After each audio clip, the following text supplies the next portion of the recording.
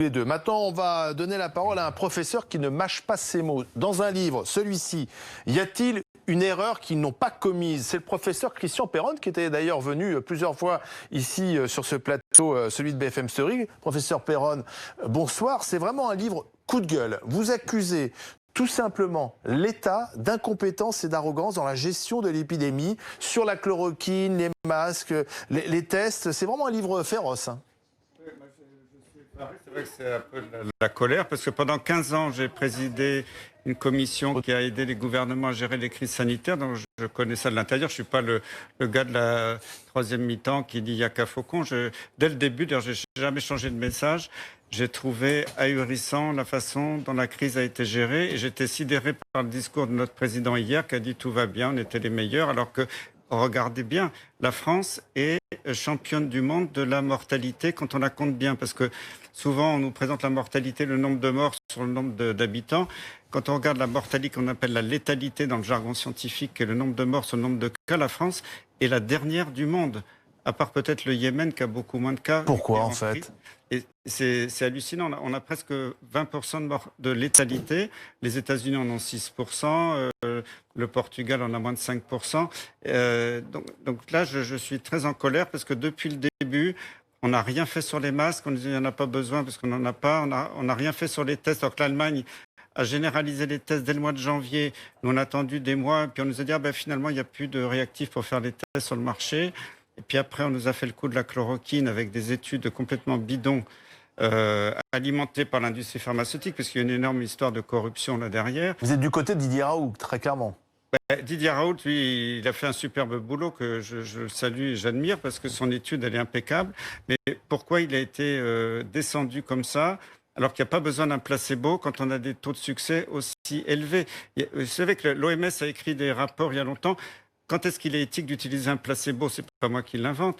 Si un traitement marche très très bien, il n'y a aucun besoin d'un placebo. Le placebo a été inventé pour les traitements qui ne marchent pas très bien. Le placebo, ça marche à 20%, quelquefois 30%. Donc si un traitement marche à moitié, bon, on a besoin d'un placebo.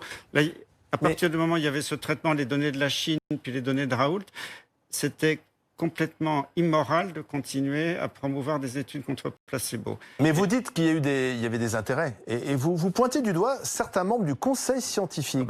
C'est pas moi, c'est public. Il suffit d'aller sur les sites officiels de combien ont touché les gens de la part de gros laboratoires pharmaceutiques. D'ailleurs, il y a une publication récente qui vient de Didier Raoult, mais qui est assez féroce, mais qui montre qu'il y a une corrélation statistique parfaite entre le nombre de milliers d'euros qu'ont touché certains experts et leur positionnement sur la chloroquine. Donc tout ça, c'est public, c'est pas moi qui le dis. Alors, vous dites, nous n'étions pas prêts. Mais en même temps, personne n'était prêt. Ça a surpris tout le monde, cette épidémie. Est-ce que c'est pas trop facile de faire le procès 3 mois après? Je suis absolument pas d'accord. Quand j'ai quitté la présidence du Haut Conseil en 2016, mais en 2011, le 1er juillet, j'avais signé un rapport pour le gouvernement sur la gestion des stocks de masques. C'était après la pandémie grippale.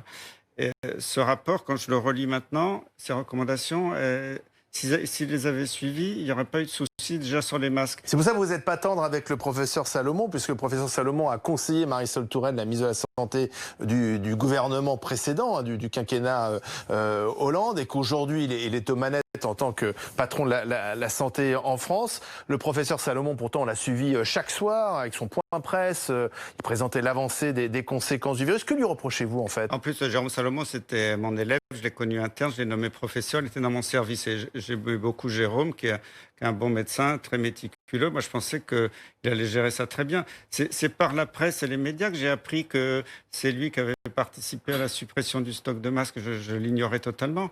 Et quand Agnès Buzyn a annoncé dans le journal Le Monde qu'elle avait alerté Jérôme Salomon le 20 décembre en disant qu'il y aura une crise grave et qu'il ne s'est rien passé pendant tout le mois de janvier, pas de commande de masques, pas de commande de tests, alors que l'Allemagne a généralisé les tests, ils ont dit à tous les laboratoires en Allemagne, faites des tests dès le 15 janvier. Donc en fait, on a perdu du temps. Et alors là, vous êtes particulièrement sévère avec Agnès Buzyn, qui était au départ de l'épidémie ministre de la Santé, vous dites qu'elle ment, parce qu'elle ne peut pas dire à la fois, elle l'a dit publiquement, le risque d'importation depuis Wuhan de ce virus est quasi nul, ça elle l'a dit, et puis ensuite dire, quand j'ai quitté le ministère, j'étais en pleurs parce que je voyais la vague de tsunami qui était devant nous. C'est ça qui est terrible. Moi, je pense qu'il y a eu beaucoup de mensonges d'État. Ça me désole. Moi, c'est la première fois de ma vie que j'ai honte pour notre pays.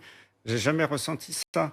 Je pense qu'on Des mensonges d'État. Ah oui, bien mais sûr. Quel était l'intérêt de mentir à ce moment-là? Ça, les commissions parlementaires, tout ça pourront le dire. Mais je pense Elle commence demain. Alors, il y a le professeur Salomon, demain est entendu par la commission d'enquête parlementaire. Les Français ont tout ce que je dis aujourd'hui, tout haut, que j'écris dans mon livre, les Français découvriront dans mon livre des choses qui leur ont été cachées. Et malheureusement, il y a des choses très graves. Regardez, on a eu près de 30 000 morts en France. Si on avait utilisé la chloroquine pour tous, peut-être que 25 000 morts auraient été évitées. 25 000 morts évitées avec la chloroquine. Quand on compare avec les autres pays qui ont utilisé la chloroquine systématique, c'est évident, ça saute aux yeux. Mais tout ça a été masqué pour les intérêts de laboratoires pharmaceutiques qui voulaient promouvoir d'autres molécules. Et malheureusement, beaucoup de mes collègues ont touché beaucoup d'argent de ces laboratoires. Ça me désole, ces collègues, c'était des amis. J'ai du mal à comprendre tout ça. Mais c'est la réalité. Et moi, je suis désolé, je ne peux pas accepter ça. La suite dans ce livre, y a-t-il une erreur qu'ils n'ont pas commise, Covid-19, l'union sacrée de l'incompétence et de l'arrogance chez Albin Michel, signé professeur Christian Perron. Merci d'être venu sur le plateau de BFM Story.